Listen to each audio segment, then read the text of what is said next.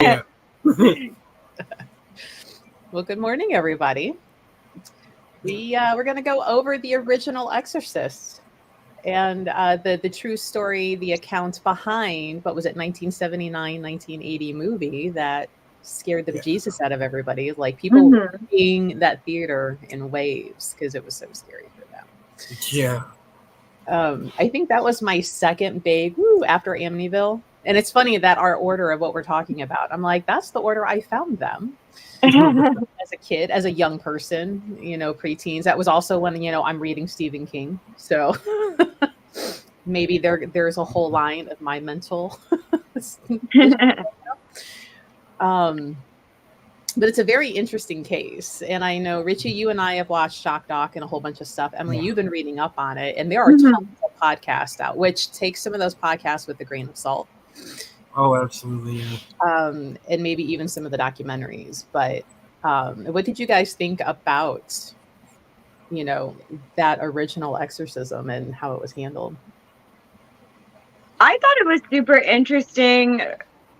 There were two different things that really were interesting to me. So the first three, actually, but the first thing that I didn't realize that his mother, from what I understand, actually bought him the Ouija board, and that they had all tried to use it together as a family to contact the aunt and stuff. So I was surprised by that because again, it's been a long time since I've seen the actual movie because Brandon does not like scary movies very much, so we don't really watch them. But I have seen it, but I just thought that was so in any case how weird that is that the parent would almost contribute to it. Not that I think that Ouija boards are inherently wrong or anything like that. That's a whole other conversation, but more so that Yeah. he was 14, he was still a kid and there was a lot involved. So yeah, I thought that was kind of crazy.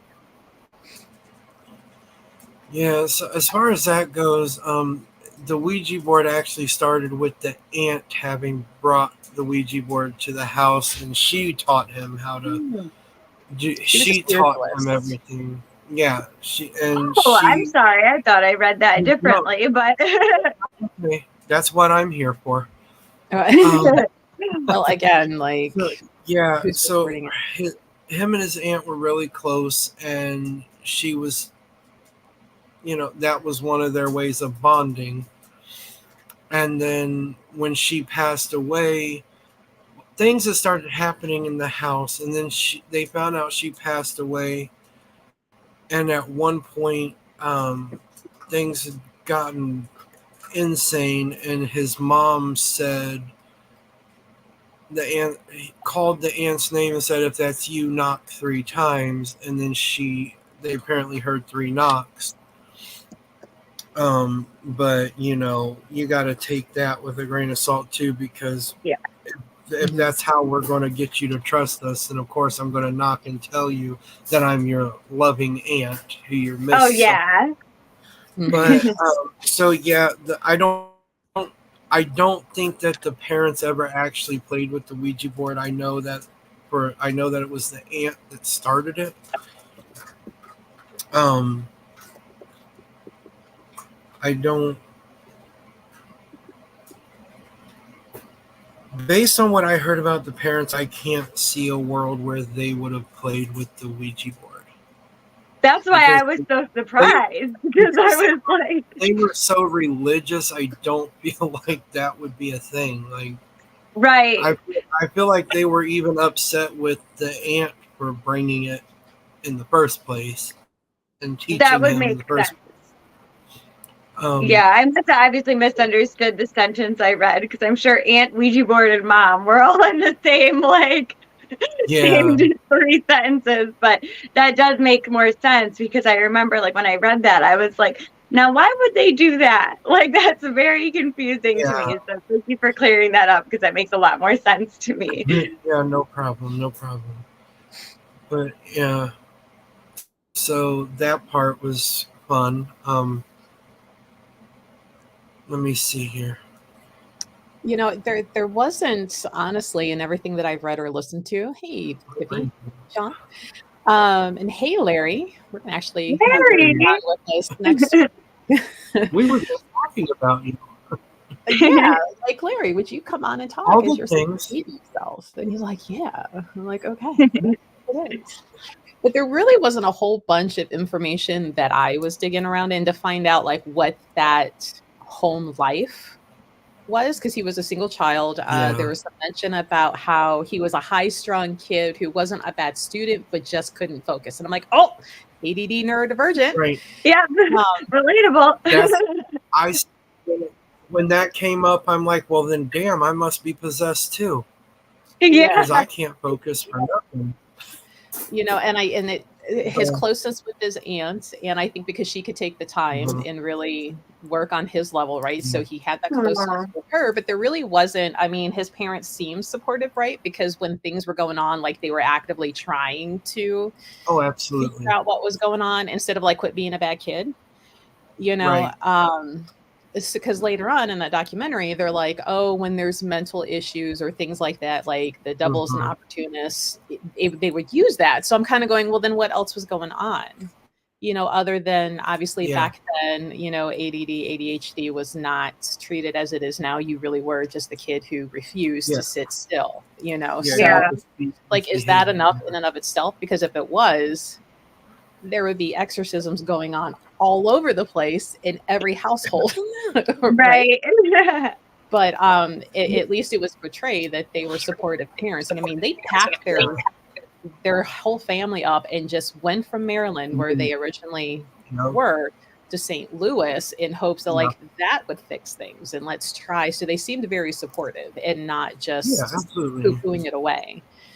Yeah, they didn't just sweep it under the rug. I mean, they did everything they could for that boy. Before they got to that point, they had him to every kind of doctor you can to see if there was something that could just be treated. And, and then it finally came down to, okay, there's something more going on here. So, finally, after the church got involved. The middle child syndrome. That makes sense because I'm the exact middle child. There's 2 older and 2 younger. I'm exactly in the middle, so I guess. I'm the youngest technically, but me and my brother both have a little bit of spicy neurodivergence. So. But go ahead. I'm sorry. Yeah. So they did everything they could before, and then when the church got involved, and that's when they were like, okay, so the Lutheran side isn't covering it. We need to go full on Catholic with this. And I believe it was the Lutheran priest or minister. It was. Yeah, it was. He was open to paranormal because he was like, I think it might be poltergeist, right? Because he was at that age. He was 13, 14. Yeah. Here comes all the hormones. Here comes all of the things. Which is the exact time when that's going to start happening. Yeah. Especially for a kid like him. They were like, that's where I was really kind of applauding the parents, that they're like, they are willing to entertain everything, and they're not completely shutting the door of like, that's not what my holy book says. They're like, let's try. Yeah. Right. And for that Lutheran person to like really like, let's try things. He even had him come sleep in his home. Now my first thought was like, oh, holy man sleep. Yeah, wait a minute. But the wife was I there. had that thought too. But... Yeah, I'm like, here's why. But the activity followed him into the priest's home, which is unusual. This is one of the few cases that I'm like, there is probably more than just earthbound going on. Oh, I believe that. Yeah. So, and even he was like, this is above me. You need to go here. Well, and I applaud that too. I'm sorry, Emily. No, you're good. I really applaud his willingness to be like, okay, this is above my pay grade, so we need to get you somewhere with some, because a lot of times they, and I hate to say this, and I'm not talking bad about any kind of church, but they will kind of be like, too prideful to admit, like, I can't handle this, but you need help. So this is what we're going to do to get you the help you need.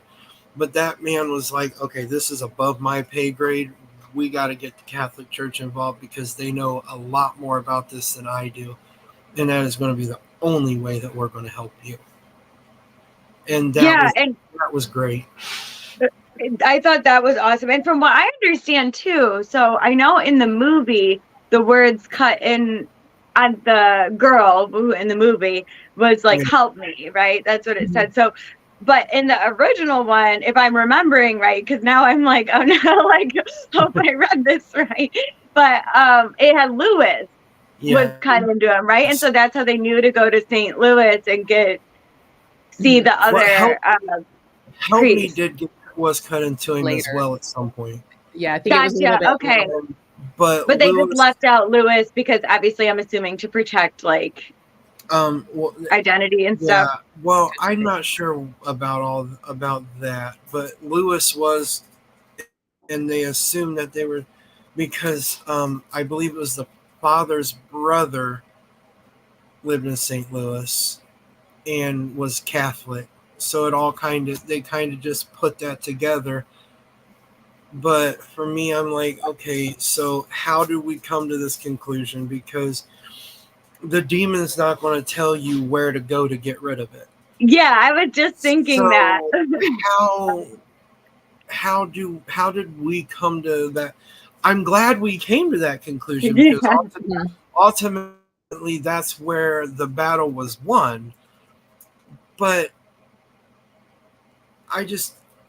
for me, I'm like, so I don't think the demon is the one that wrote Lewis, because I'm not going to do all this to take this child and then send you to the place you need to be to fight me.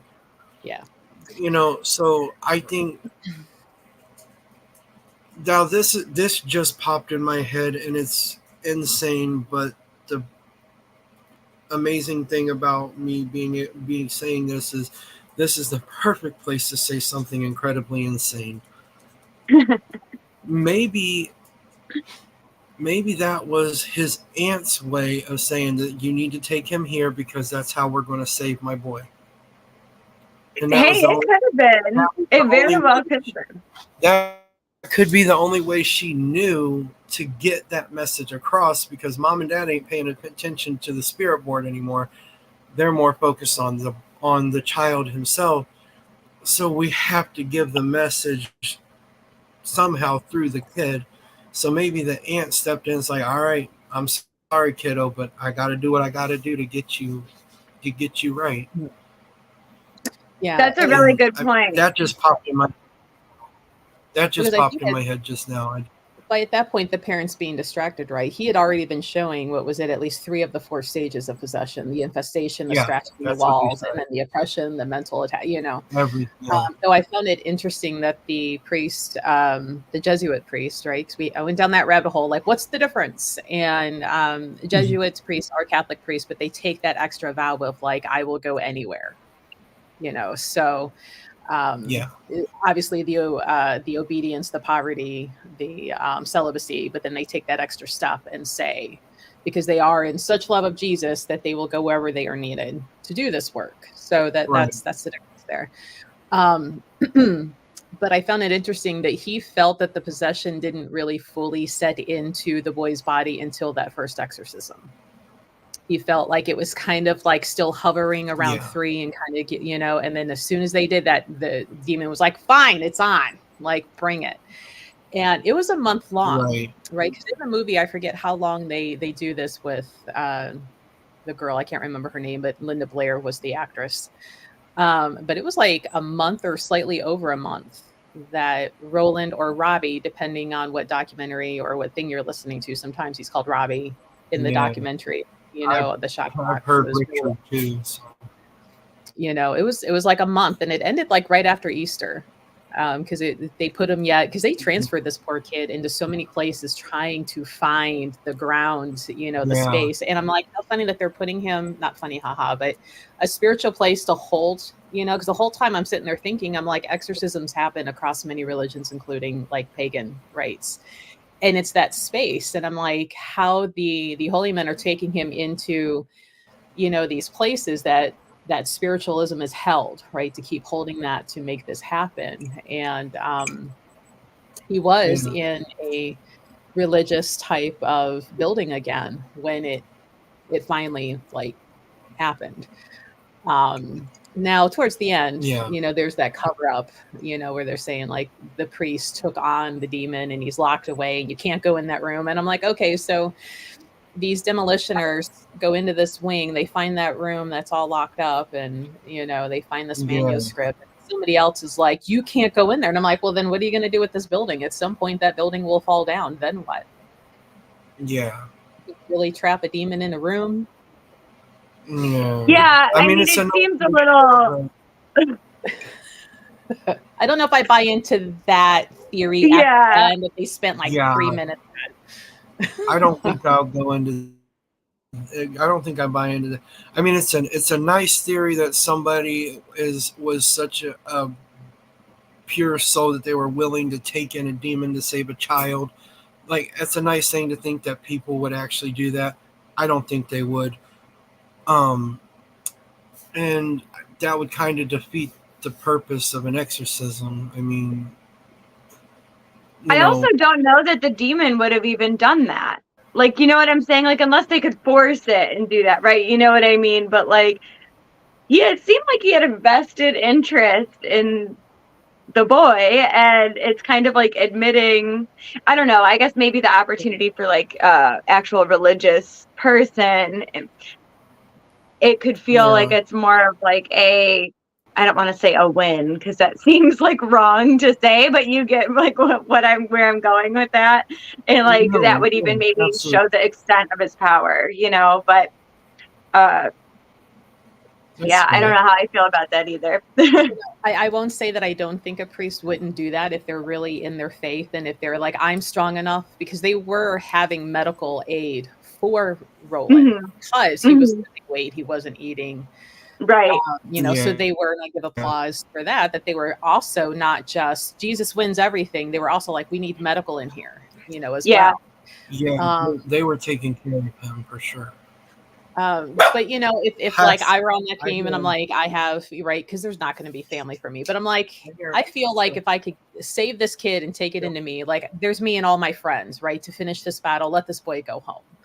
Yeah, I could see that being a thing. But then I'm also like, when it comes to this conspiracy theory, like this priest died in old age with the demon still on us. So you mean to tell me they were strong enough to take it out of the boy, put it in a holy man, but the rest of the holy men couldn't finish taking care of this? Like, I call bullshit.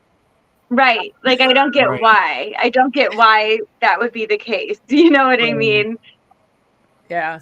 Yeah. So I mean, even if at the time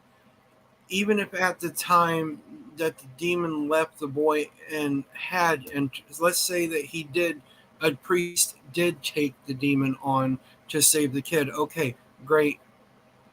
That's all good. But then, like you said, Melissa, it doesn't make any sense that they couldn't, the priest wouldn't take they would take the child, or try again. They would take the demon in to save the child. Now we can continue to battle the demon and actually defeat it without hurting the kid. I mean, let's save it. He's 13 years old. Let's save him and we'll worry about me later. But later is going to come. Now it's time to worry about me. Now I saved him. Now let's save me. Right. It's not just like, okay, he's good. I'm going to go be locked in a room for the rest. Yeah. Right. Like, he's fine. Let's go lock me in a room and make me, let me be crazy for the rest of my life. But now when the priest dies, okay, the demon doesn't have that person anymore, so now it's just free again, and it's going to go take somebody else. But somehow it's locked in a room. Right. Somehow it's locked in a room. Okay. Like, don't open that door. It's like, could you not have just put him in the room? Like, you can't go in that room, but we're going to go ahead and tear the building down. The holy power of plywood, right? Right. I don't know. Right. Maybe doors Like, were more okay. substantial back in. Made of iron.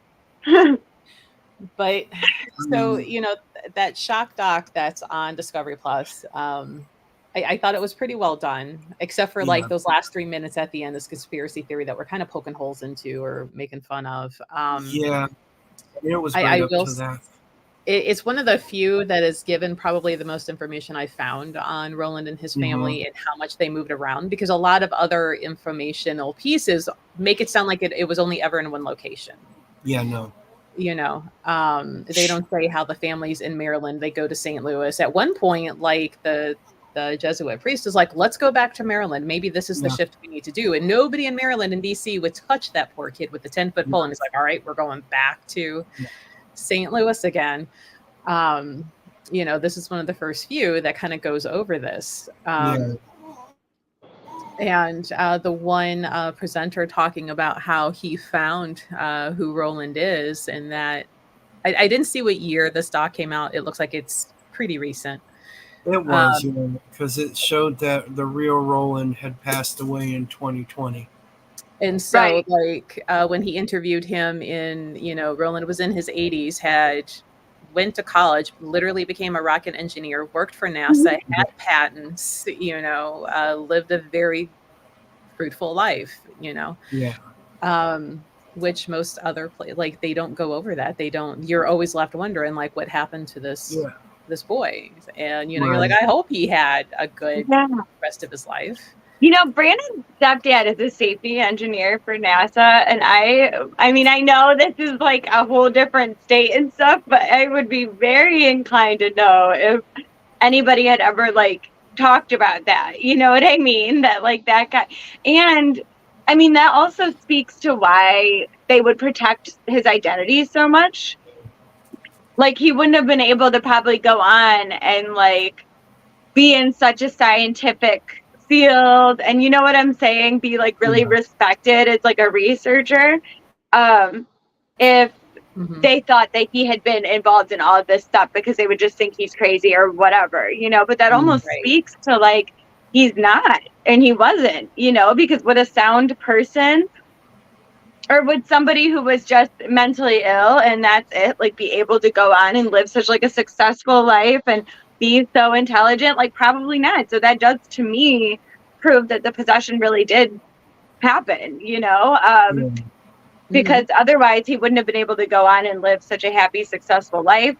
And it just makes sense to me. But why they would protect his identity and everything. So I mean, no college, no applying for a patent would have gone for him. If they're like, oh, you're that person, we're not touching that. Like, we're not going to prove that and have somebody die because it was you.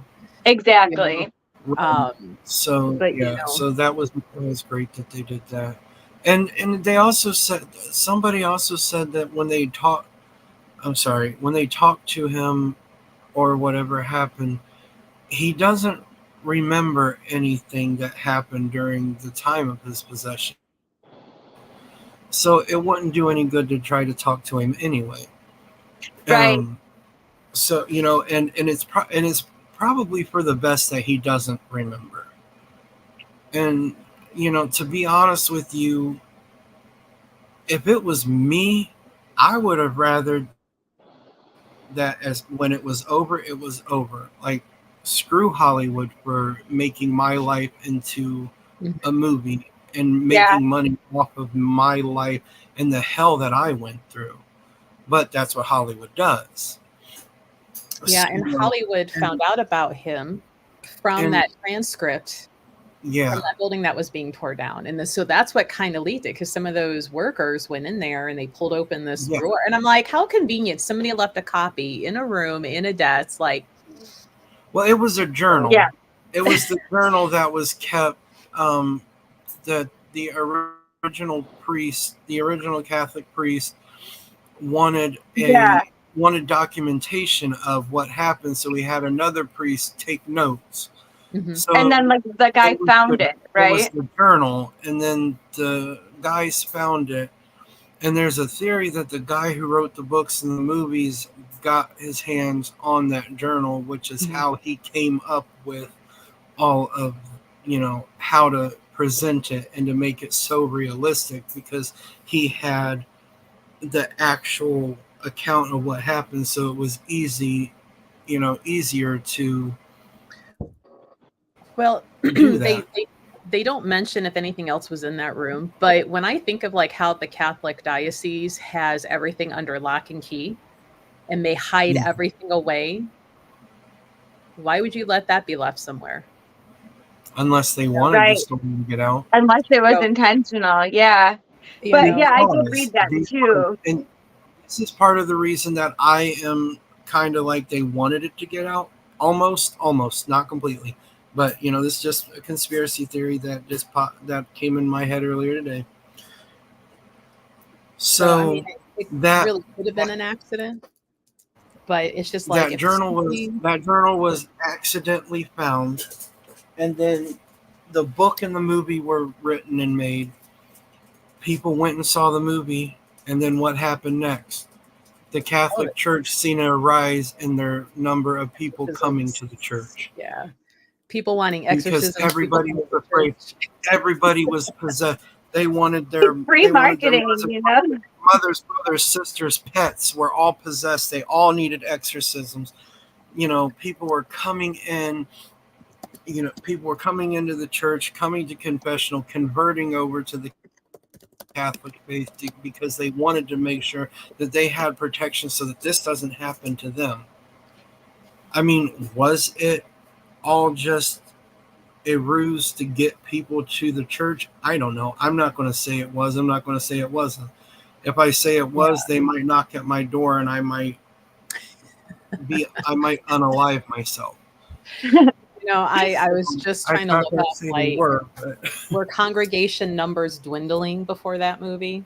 Like how much of a spike, and were they kind of on a decline, right? Right. Before the movie come out. Because you never know, right? The whole organized religion is always funded by people donating, the people that come to all their services. So if you have a dwindling congregation, you now have dwindling monies. So how do we cause a spike? But that seems like a very extravagant way to cause that. Convenient that it worked, but who had time to sit around and plot that one out? But I just remember at the beginning of the shock documentary, like I left after 10 minutes of watching. Like it wasn't even gross and scary yet at 10 minutes. Like what kind of were you? I'm sorry. Now her like crab walking upside down the stairs. That's where I'm like, I love my child, but you no longer stay here. Right. Stay somewhere else. I draw the line. Mom can't handle this. Off you go to better. Yeah. You can float around, you can climb the walls, whatever. Get down. We're going to St. Louis. Crab walk down the stairs backwards. I have a problem. You want to climb the walls here? Here's a washcloth. Go ahead and get up in the corner while you're up there. Get the cleaning done up around this, in the high places I can't reach. So go on and do that. But at that other point, I'm out. Crab walking, you got to go. Yeah. Love you later. Bye. I'm like, okay, whatever. Oh no, I draw the line. Nope. Speaking in tongues, fine. Like I can get down with that. Like you get on your college resume. You are now bilingual. Great. Yeah, fluent in Latin. Later. Yep. Now, Richie, you probably would be able to answer this question a little bit better. So, from what I researched, from what I understand, it wasn't just the son who got kind of like violent and stuff during the exorcisms, or when they would talk about it. Wasn't the mom like kind of affected too, or did I like make that up in my head? Because I thought I read something that she also would get like violent or aggressive sometimes. I didn't see anywhere where she got aggressive. I mean, I know that Roland Doe is supposedly had, I believe it was a bed spring he had taken and sliced the priest like all the way, and he needed 100 stitches. He broke another priest's nose. Yeah. As for the mom, I mean, obviously, there's going to be some effect to the parents. I think hers was more just like emotional, like terror. She was terrified for her child. She was Yeah. angry, sad, scared. Everything you can possibly imagine was going through that woman's head. And who's to say that when he was having one of his violent, outbursts, that she didn't get overly emotional and hit somebody because she thought they Yeah. were doing wrong. They just don't talk about it in any of the documentaries that I've seen. Gotcha. I wish I could go back and look at the article on my phone that I was like literally reading, but I think if I exit out, it will kick me out of the StreamYard. So I won't do that. But if I find it later, I'll just send you a screenshot just because I'm curious. Yeah, I wish I would have pulled it up on my laptop or something before I started streaming. But yeah, Sean's like, I probably wouldn't believe it until they started walking on the ceiling. Right. And Karen's like, I draw the line with my kids head spinning 360 and speaking in tongues. That would be the whole head spinning. But I don't know why the crab walking freaks me out more than like the rest of it. I just, but something about the unnatural, like bodies being at unnatural angles, like the contortion. It's that like even contortionists freak me out, and I'm like, I know they're not possessed. It's creepy. Like, why does your body do that?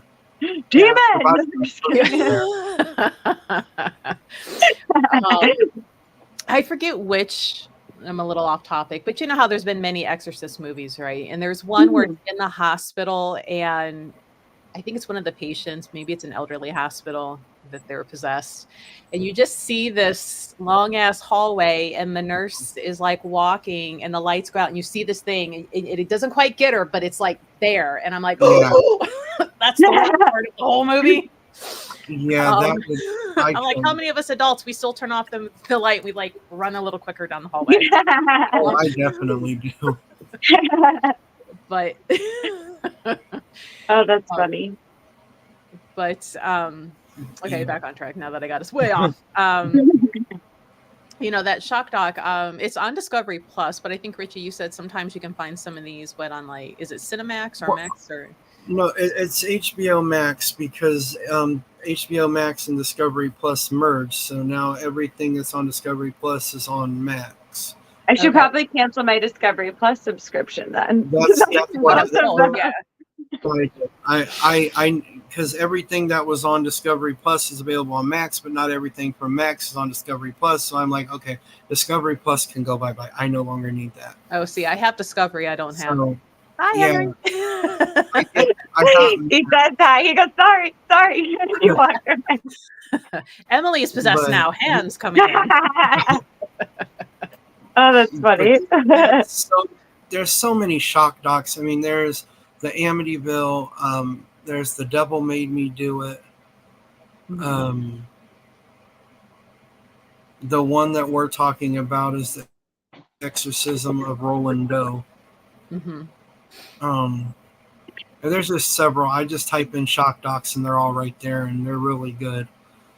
I will say this one, the presenters and the people speaking, actually, like their points were good. The way they presented it was very professionally well done. Whereas like the Amityville one, some of the people that were presenting, I'm like, and why would we listen to you? Your show has been proven to be fake and staged. Why do we care? Well, that, and also there was one woman on there who is the niece of the priest who did the exorcism. She's like, Uncle Bill. And I'm like, I love that. She's like, Uncle Bill was a great man. She was there, and there was other people. I believe there was a couple. They may have been archival footage, but there was a couple pieces in it where it was actually people involved in the exorcism that were talking. It wasn't just people who heard about it or read about it, or somebody told me about it. Yeah. so many or like, sisters, uncles, cousins, dad who yeah, worked in like the that church as one, a custodian. like the person who said that he interviewed the boy's cousin's best friend. Like, okay, but why can we interview the cousin instead?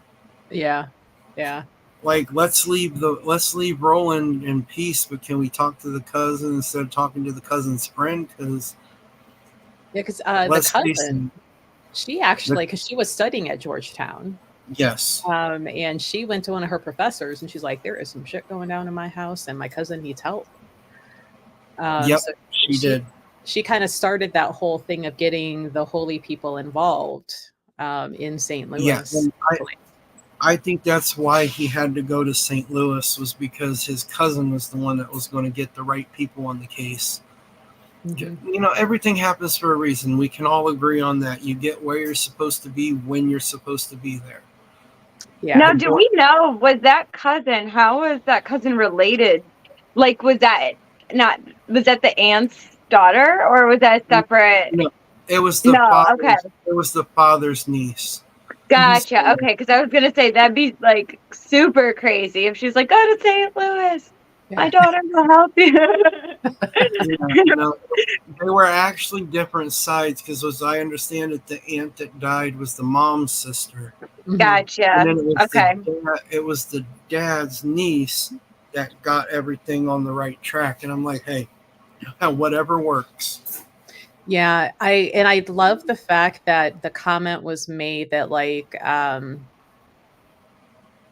the first priest that's helping in St. Louis, he's like, that wouldn't be your aunt. She wouldn't do this to you, you know. And I'm like, perfect, Yeah, because why would she do that? And so for the scratching of Lewis, I wonder more than the aunt, right? Because that would cause harm unless it really would be like how to get the attention.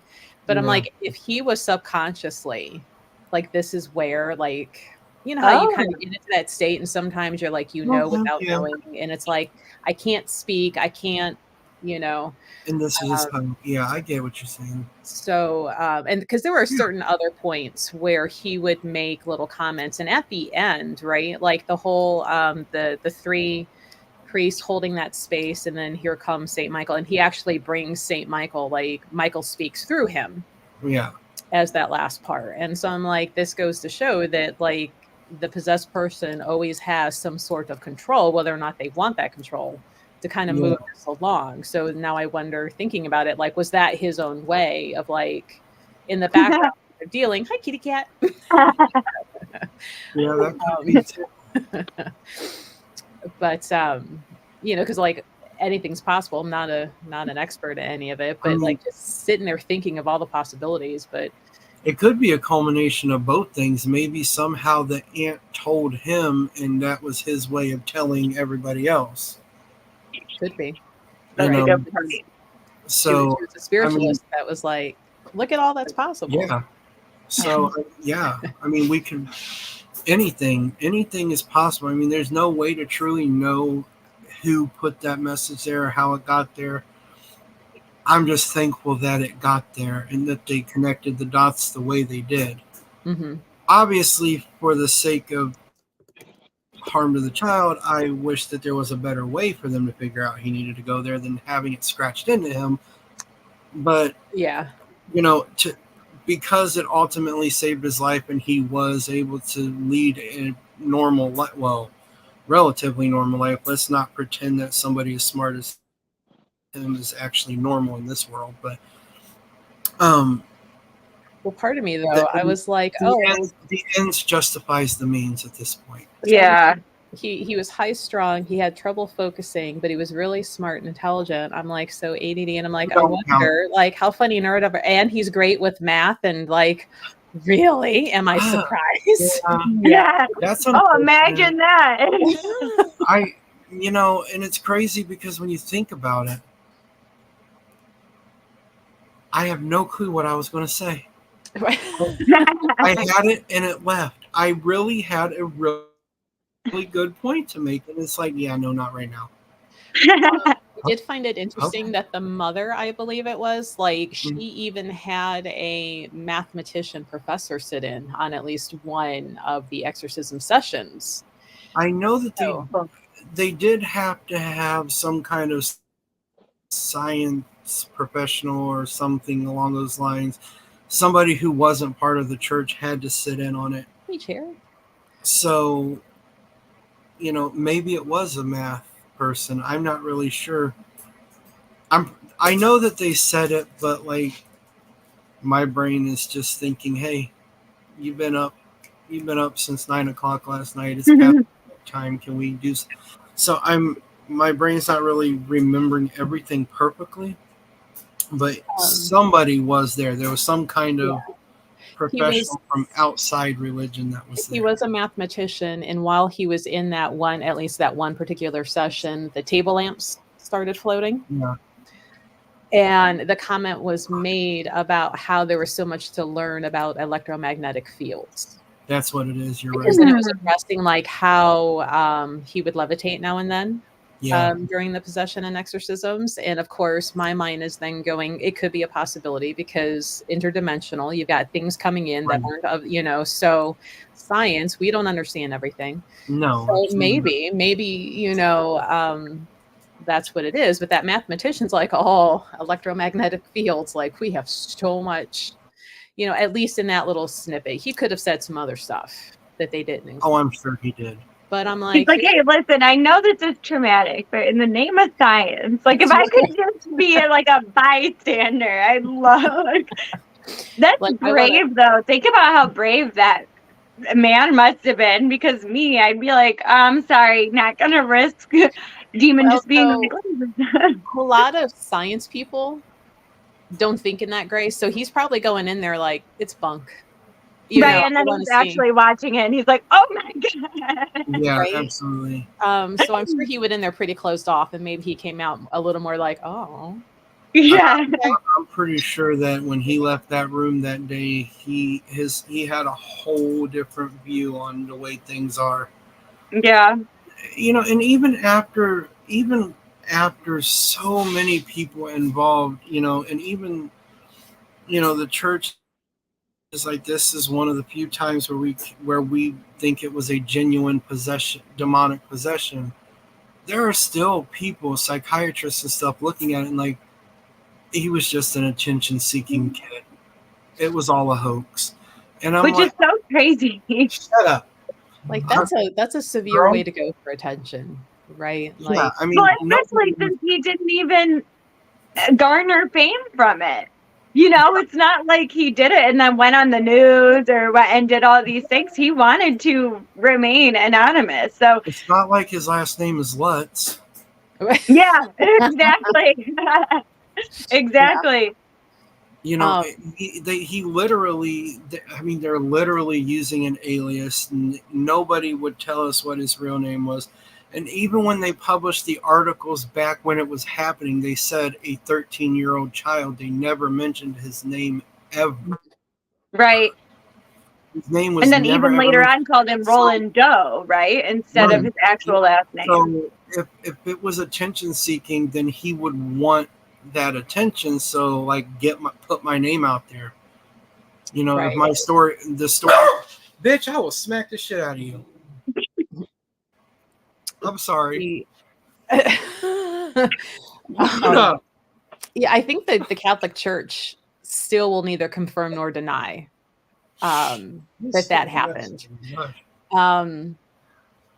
I do find it interesting that they had a Catholic priest as one of the presenters here and there, and how he said, like, when he was first commissioned, I think was the word he used, if I remember correctly, like trained and earned his like badge of like, you're an exorcist. He was like, I was one of 12 in the whole US. He's like, now there's like 122. So, they'll take that somewhat seriously, but at the same time, they're also like, not every case presented is a full-blown demon. And he's like, and we also need to make sure that there is not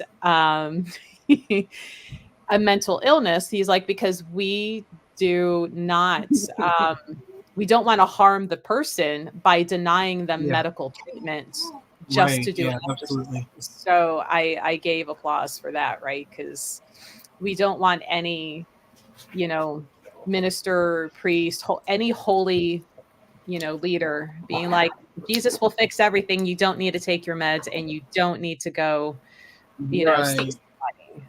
So Yeah. And when he literally said, I could end up doing more harm than good. And I'm like, that is exactly right. And that is exactly why, I understand now better why it takes so long for the church to say, okay, we're going to do an exorcism. mhm. I didn't really understand it before. I'm like, is it not obvious what's going on? But then he explained it like that, and I'm like, oh, well, that makes sense now, because they don't want to, if somebody is genuinely, having mental issues, they need to get the help that they need, and no amount of um, exorcism is going to fix what's going on with them, because it's not demonic. It's literally something that they have to fix, or that they have, they need to get medical attention for. So it's like okay, great. I understand you guys not just jumping into the deep end, you know, right away, and now it makes more sense to me, and I can appreciate it better. Well, and I So like I'm the glad. fact I was glad that he did that. there's Yeah. there was a lady, and I didn't think to write down all these names. So like, I'll remember that. That's lie I tell myself all the time. But she Yeah. was like a medical Mm-hmm. doctor, psychiatry, psychologist, and everything, who has participated in exorcism. So like, she's coming from the science, understanding the spiritual side of it, and then you have the Catholic priest who's coming from the spiritual. That's like, and medical needs to be addressed too. Yeah. So I really appreciated both sides of that. And she was like, I've been scratched, I've been attacked, Yeah. during some of these Yeah. exorcisms. She's like, it is a real thing. We don't take this lightly. But the fact that she's willing to be like, okay, we need a holy person, involved, Yeah. and not just like, keep taking this pill. That's not really happening. It's all in your head. Yeah. Yeah. Absolutely. Was great. And I think that's how it is, like, even in the store, though. You know what I mean? When customers come in, it's like, and they come in and they say, like, hey, I'm having mental illness issues or this or that. It's like, okay, go seek medical help, but also this candle and this crystal, like, pair it with that. It's the marrying of the two different viewpoints. Yeah. And that way, even like, let's say a love thing, it's like, okay, sure, I can give you this candle that might sweeten the relationship, but also like maybe marriage counseling, it's like the dichotomy of kind of marrying the two different ways to approach Yeah. something and being able to see both views. Having somebody who's a multifaceted, that makes me more likely to actually believe what they have to say a little bit more than just like them wanting to see something spiritual or refusing to believe it, Right. Divine's like, when we worked with someone that has an issue, the first thing they had to do was confirm that they talk to a doctor and get a physical, which, Mm-hmm. is a very good stance, because you want to protect yourself and the people that you're working with in case, mental issues. Because sometimes people have outbursts that can be violent. So you want to protect and cover the whole thing, right, for the person in need. Hey, Right. good to see you again. We're talking. Anybody coming in late? We're talking about the original exorcism of Roland Doe. Sometimes other things that I've read and listened to, he's referred to as Robbie. But the movie The Exorcist was based off of this exorcism we're talking about. There's a pretty good shock doc on Max or Discovery Plus about this whole thing, and I think it was pretty well done because they were addressing all the sides, and I didn't feel like they were fluffing it, because like the one we talked about last week, they had presenters on there that I'm like, I don't find value in what you say because your show has been proven to be fake. So why do we care? These all seem like credible presenters and people who had their research in line and could, Mm-hmm. back up for as far as we can tell. Oh, hey, Chair. Chair says there was an exorcism priest who said when a person who is being possessed, making demonic noises and struggling, they are only partially possessed, but a full possession person, you can't tell any more than they are when they're different or evil. Well, see, and like during the day, they would say Robbie acted fine. Yeah. Like he It was presented. only at night. Mhm. And you figure, and I'm like, why at night? And I'm like, well, you're not sleeping, you're not resting, the body's deteriorating. It's easier, to keep messing with him. You're also causing other people in the house not to sleep, not to be able to be as supportive of Right. Robbie, because they're tired, they're running on, exhaustion. And they were even talking about that priest, because every night they were doing exorcisms. He lost 40 pounds in 1 month because Mm-hmm. he was having to fast, he was having to pray, he was having to keep in the state of, um, a mental state to handle this. So he was suffering, but he kept going because of, that's what he needed to do. But Right. physically, it was taking a toll. And when you don't sleep, your body suffers a lot. And if it's, what is it, 6 days of no sleep, and like you go into some critical. I think so, because that's the time when you're processing the things that happen during the day, when your body is like rejuvenating and stuff. Like you said, sleep is so important for your well-being, and like not having that. So even when he is awake or being unaffected, being tired, and like you said, the family being tired, and not being able to think clearly, and not being at 100% either, like strength in order to try and fight it. Same thing with the priest, like to be that physically beat down and continue doing it, like that is commitment for sure. Absolutely. I can respect that. Yeah. Divine's like, it's easier to notice things at night when things calm down. Yeah. And I mean, his possession wasn't just still like light scratch, like this was yelling, screaming, bed Oh shaking, yeah. furniture moving, like you name it, things were happening. And so Yeah. also too, like it's going to be scarier because it's in the dark. Yeah. And at night. I remember they said at one point he had looked at a priest and said, "Why can't you just leave me alone, you priest of hell, or priest from hell, or something along?" It was either from or of, but he said priest of hell, and I'm like, okay. So somebody's like, one of the psychologists was like, what better way to take out your frustrations and beat people and cuss people out than to be able to sit here and say, oh, the devil made me do it. I'm like, okay, now you guys are just trying to find any way to get around this, because it's going to screw your entire reality when you find out that it absolutely was real. And you can't handle having your eggs scrambled like that little boy did.